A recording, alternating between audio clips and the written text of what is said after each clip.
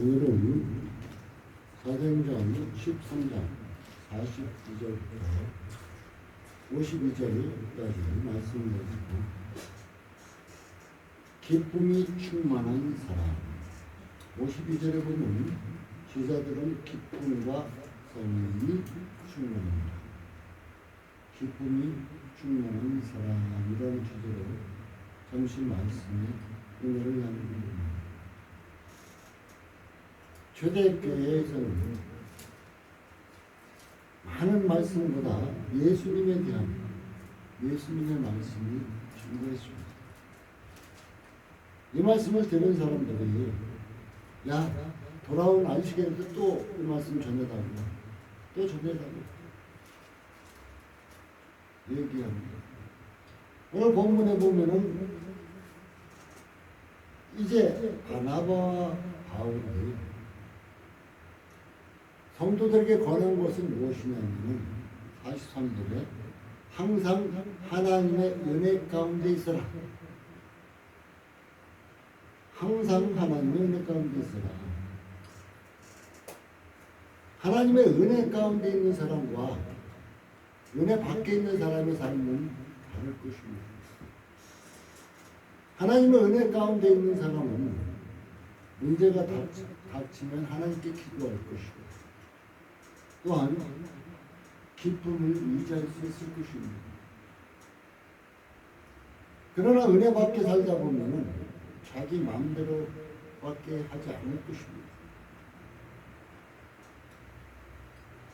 오늘 이 본문에 보면은 많은 사람들이 하나님의 말씀을 듣고자 모였다고 그래요. 말씀을 듣고자 모였습니다.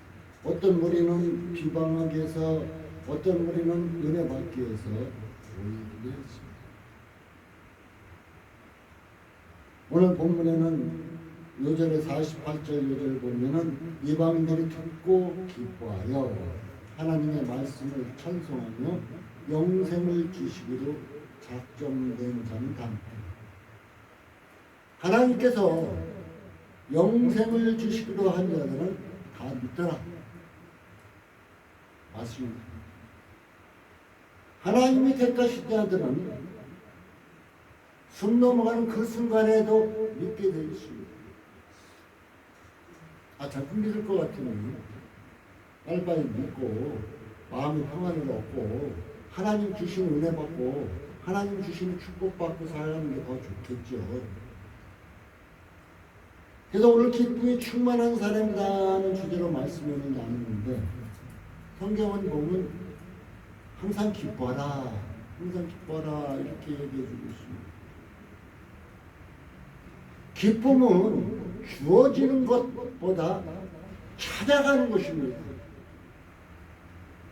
내가 기쁨을 찾아가야 돼요. 내가 어떤 삶을 사느냐, 어떠한 생각을 하느냐에 따라서 기쁨이 올 수도 있고 슬픔이 올 수도 있고 좌절이 올 수도 있습니다. 여자들이 머리를 하면 얼마 동안 옷을 사면 얼마 동안 기쁨을 유지한다고 하잖아요. 기쁨을 찾아가는 거예요. 바로 우리 예수 믿는 사람들은 기쁨을 찾아서 하나님께로 오는 거예요. 사람들은 기쁨을 얻으려고 모든 것을 아끼지 않고 투자하죠. 많은 투자를 하잖아요. 여러분, 많은 돈으로 투자를 하지 말고 하나님께 나오십시오. 많은 투자를, 세상 사람들이 많은 투자를 해서 기쁨을 얻으려고 투자를 했는데 그것은 한정적인 거예요. 어느 때는 일시적이기도 하고 어느 때는 한정적인 거예요. 성도라면 더 높은 기쁨을 추구해야 합니다. 오늘 안동역교회에서는 기쁨이 일어났다고 얘기해 주고 있습니다. 그러면 성도들은 어떤 기쁨을 추구해야 할까요? 어떤 기쁨을 추구해야 할까요? 오늘 본문은 하나님 말씀을 들을 때 기쁨이 충만했다고 얘기해 주고 있습니다. 왜? 하나님의 말씀을 들을 때 왜 기쁨이 충만해지냐? 삶에 소망이 생기기 때문이에요. 소망이 없는, 내일이 없는 사람은 막 살아요. 그런데 소망이 있는 사람은 그렇지 않아요. 세상에서 맨날 많은 돈을 버는데도 불구하고 허덕허덕하는 사람이 있어요. 적은 돈을 버는지만은 알차게 사는 사람들도 있어요. 내일의 소망이 있으니까. 우리는 소망이 있어야 돼요. 하나님 말씀을 들으면 소망이 생기지 않나요? 저는 간혹가다가 상담하면서 소망이 없는 사람들을 많이 봅니다. 예수를 참 열심히 믿었다고 직분을 가졌는데도 불구하고 소망이 없는 사람들이 너무 많아요. 그럴 때, 야, 이분들이 하나님 말씀을 얼마만큼 듣고 하나님 말씀을 얼마만큼 인정하고 믿고 있는가 안타까울 때가 있습니다. 그리스도인들의 기쁨은 이 세상뿐 아니라 영적으로 채워진 기쁨이에요. 세상에서 얻어지는 기쁨만 얻다 보니까 금방 시리에 빠지고 금방 절망하고 금방 좌절하고 하는 거예요. 그리스도인이라면 세상에서 얻어지는 기쁨도 있겠죠. 영적으로 채워지는 기쁨이어야 한다는 것입니다. 하나님 말씀을 들을 때 기쁨은 옵니다. 왜? 그 말씀에 은혜가 있고 그 말씀에 소망이 있고 그 말씀에 생명이 있고 그 말씀에 축복이 있고 그 말씀에 바르게 가르치고 인도하는 이런 것이 있기 때문에 하나님의 말씀을 들을 때 기쁨을 찾아오게 되어 있다는 것입니다. 우리가 하나님 말씀을 온전히 듣지 못하면 이런 기쁨은 누리지 못하겠죠. 초대교회 당시에 성도들은 성경이 없었어요.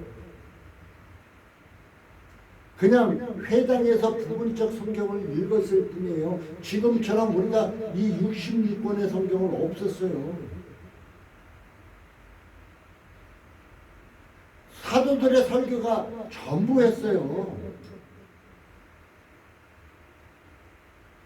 그런데도 불구하고 성경도 없고 회당에서 부분적으로 성경을 읽었을 뿐이고 이제 사도들의 설교를 통해서 들었을 뿐인데 이럼에도 불구하고 말씀을 듣는 것에 기쁨을 찾았다고는 본문은 얘기해 주고 있습니다.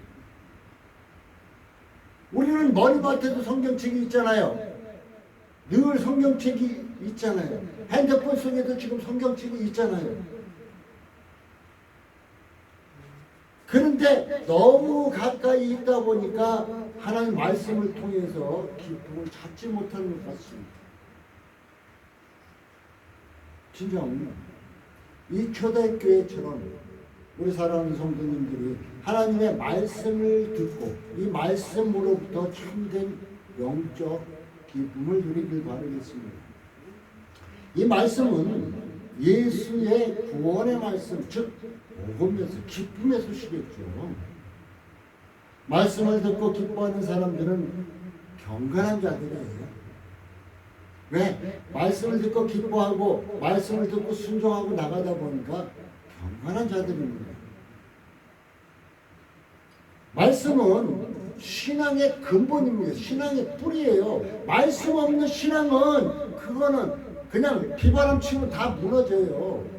말씀 없는 신앙은 한마디로 모래 위에 집을 지은 사람 같이 홍수가 나오면 그냥 무너져 버릴 수밖에 없습니다. 말씀은 신앙의 기본이에요. 기본. 근본이에요. 말씀의 뿌리가 되어야 돼요. 그래서 하나님 말씀을 저는 늘 마음속 깊이 새겨라. 하나님 말씀이 여러분을 살릴 것이다. 하나님의 말씀이 여러분을 인도할 것이다. 하나님의 말씀이 여러분의 등불이 될 것이다. 그 하나님의 말씀이 여러분에게 축복이 될 것이라고 얘기하면서 그 말씀을 마음속에 새겨놓으라고 얘기합니다. 사랑하는 성도 여러분, 말씀을 읽으면서 충만한 기쁨을 누리는 성도가 되십시오. 목사님들의 설교만 들으면서 충만한 것이 아니라 여러분들이 성경을 읽으면서 충만함을 느끼세요. 이 성경 말씀이 기본이라는 것을 꼭 기억해 두시기 바라겠습니다. 하나님 말씀을 들을 때 기쁨이 충만한다고 했어요. 두 번째는 하나님의 뜻이 실현될 때 기쁨은 충만하게 되어 있습니다. 사람들이 기뻐하는 이유는 자기 계획대로 일이 잘 풀릴 때 그냥 이 꼴이 올라고 기뻐지겠죠. 그래서 경기하는 사람들은 경기에서 이기면 기쁨을 누릴 수 있을 것입니다.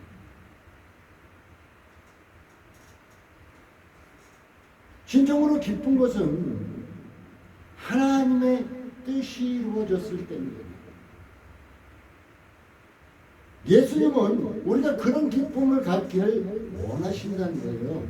그래서 요한복음 15장 11절은 이렇게 내 기쁨이 너희 안에 있어 너희 기쁨을 충만하게 하려 합니다.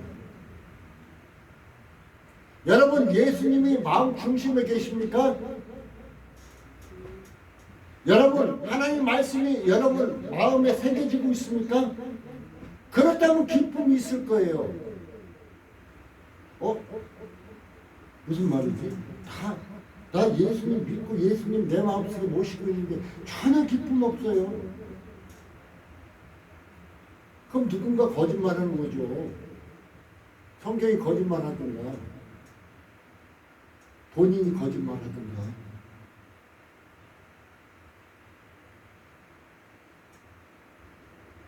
여러분, 오늘도 얘기하잖아요. 내 기쁨이 너희 안에 있어. 예수님의 기쁨이 너희 안에 있어. 너희 기쁨이 충분하게. 예수님을 믿고 예수님을 마음 중심에 모셨다면 기쁨이 있어야죠. 저는 세상에서 얻어지는 기쁨은 잠깐밖에 안 돼요. 그런데 주님으로부터 주어지는 기쁨은 쭉 지속됨을 볼 수 있습니다. 지속돼요. 근데 이것이 그래프로 올라갔다 내려갔다 이렇게 될 때도 있어요. 왜? 우리의 삶이 평탄하지 않으니까. 클 때도 있고 적을 때도 있고. 그러나 주님이 주시는 기쁨 때문에 그 내려막길을 걸을 때도 믿을 수 있게 된다는 것입니다. 바울도 하나님의 뜻이 이루어질 때 기쁨을 얻었다고 성경 곳곳에는 얘기해 주고 있습니다. 하나님의 뜻은 무엇일까요? 택하신 자들이 구원을 얻는 거예요. 제일 중요한 것은 하나님이 택하신 자들이 구원을 얻는 거. 여러분들이 이 시간 나와서 하나님의 말씀 듣고 하나님 찬양하고 하나님께 예배 드리러 나오는 것, 이것이 하나님의 뜻이 이루어지는 것이에요. 하나님은 바로 택함을 받은 자들이 구원받기를 원하신다는 것이에요. 요한복음 6장 40절엔 그래서 이렇게 말하고 있습니다.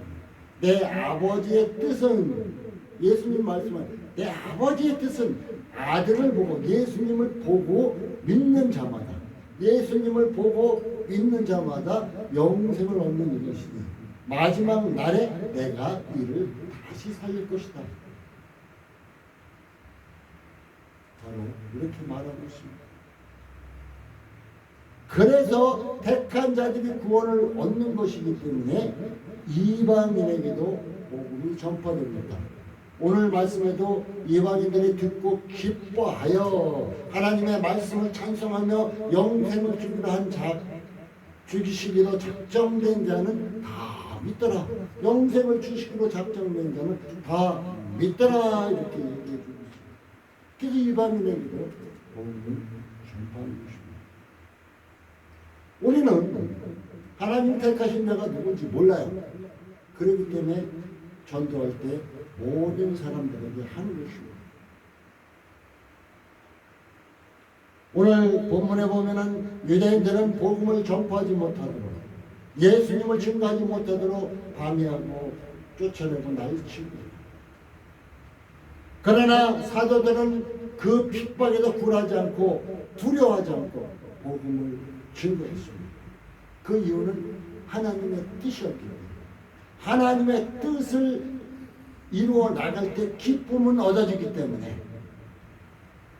오늘 사도 바울은 또한 많은 선지자들은, 제자들은 이제 복음을 증거했어요. 하나님 뜻이거든요. 마태복음 마지막 절에도, 사도행전 1장 8절에도 에루살렘으로 시작해서 땅 끝까지 복음을 증거하라고 말씀하셨고, 이것이 하나님의 뜻이었기에 이 뜻을 증거하고 있었던 것입니다. 그런데 중요한 것이 있어요. 이건 목사만 하는 건가요? 직분 맡은 자만 하는 건가요? 아니에요. 모든 성도들, 구원받은 성도들이 해야 할 일입니다. 그런데 중요한 것이, 여러분이 제일 듣기 싫어하는 얘기일 거예요. 하나님의 뜻이 실행되려면, 하나님의 뜻이 실행되려면 자신을 희생해야 한다는 것입니다. 바울과 바나바가 자신을 희생하듯이 희생해요. 우리 인간들은 희생하는 거 싫어해요. 그래서 요즘 많은 자들이 개척교회 안 가고 있죠. 왜?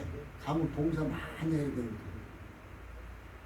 그냥 사람 많은 교회 가서 예배만 달랑대고 슉 빠져나가면 되니까. 분명한 것은 자신을 희생해야 한다는 것입니다. 예수님은 몸소 보여주셨어요. 예수 그리스도께서 희생하신 것을. 어떻게 기도하는 본을, 또한 복음 증거하는, 말씀 증거하고 복음 증거하는 본을, 또한 채찍 맞고 십자가에 희생해서 우리를 구원하시는 죄사함의 희생까지 치르셨어요. 여러분, 여러분에게 십자가를 매라고는 하지 않잖아요. 십자가에 달리라고 하지 않잖아요. 우리가 지고 가는 십자가와 예수님의 지고 가는 십자가는 다릅니다. 우리는 다만 예수님만 따라가는 길이에요. 거기에는 육신적으로 희생해야 할 것이 있어요. 내가 좋아하는 것도 버려야 할 때도 있어요. 이것이 희생인 거예요. 여러분, 내 거 다 훔쳐주고, 내 거 다 훔쳐주고, 내 거 절대로 포기하지 않고 주님을 따라가기는 쉽지 않습니다. 내 욕심, 내 소욕, 내 생각, 이거 버리지 않고 주님을 따라가기는 쉽지 않아요. 이것을 버려야만이, 버리는 순간이 바로 희생하는 순간이라는 것입니다. 그래서 성경에 얘기해주고 있죠. 나는 죽고 주님이 살아야 된다. 희생은 바로 나는 죽고 주님이 산다. 바로 여러분의 모습 속에서 주님이 나타나야 된다는 거예요. 예수님이 삶 가운데 예수님이 나타나야 된다는 것입니다. 이것이 십자가를 지는 것이라고 마가복음 9장 34절 35절에 얘기해 주고 있습니다. 나는 죽고 주님이 산다. 이것이 바로 내 안에 하나님이 임재했다는 뜻이기도 합니다. 여러분 삶 중에서, 여러분의 삶 중에서 모르는 사람이 여러분에게 아름다운 향기가 난다, 얼굴이 밝고 아름답다고 말하는 거예요. 아마 여러분 안에 예수님이 계셔서 그럴 것입니다. 저는 마지막 만찬상 그 성화를 보면서 늘 기억합니다. 작가가 예수님도 그렸습니다. 제자들도 다 찾아서 인물을 찾아서 다 그렸어요. 그런데 가룟 유다를 그릴 길이 없어요. 어느 한날 길에 가다가 저 사람이다 하고 찾아서 그랬습니다. 그런데 그 사람이 당신은 얼마 전에 몇 년 전에 나를 예수님으로 부르더니 이제는 가룟 유다를 부르는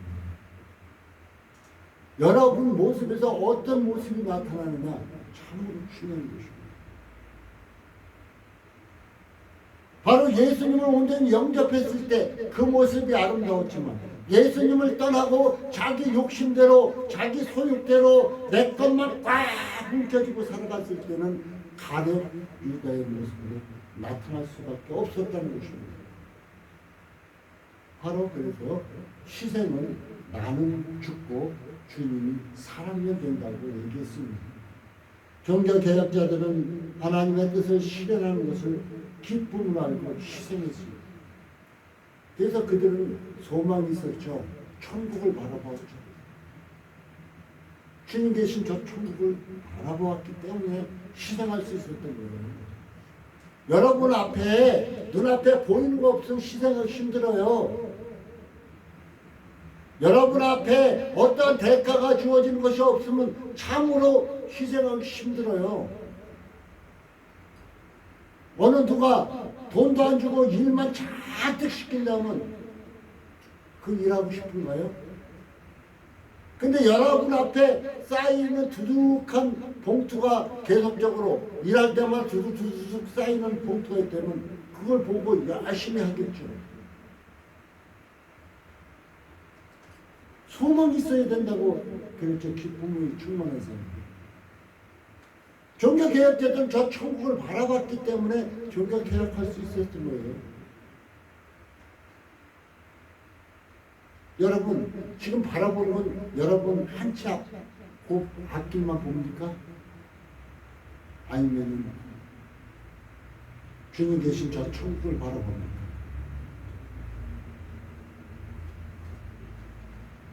세 번째로 구원받는 수가 증가할 때 기쁨이 충만한다 이렇게 말하고 있습니다. 영적 성장과 숫자의 부흥은 기쁨을 가져다 줍니다.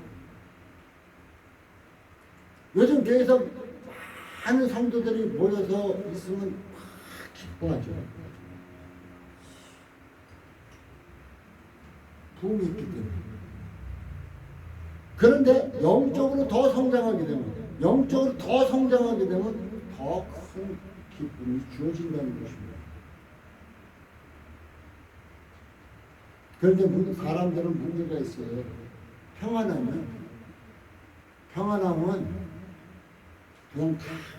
그냥 미지근히 우리나라 초대교회 때 어땠어요? 핍박 심하니까 참으로 불타오르는 열심히 있었죠. 영적 불이 훨훨 타올랐죠. 그런데 이제 시대가 바뀌어서 예수 믿는 사람들을 핍박하는 것이 없어요. 평안해요. 너무나 평안해요. 그러다 보니까 어떻게 될까요? 믿음도 미지근해서 기독교라는 것은 이상하게 평안하면은 믿음이 미지근해지고 핍박이 심하면 심할수록 믿음도 성장하고 믿는 자도 많아진다는 거예요.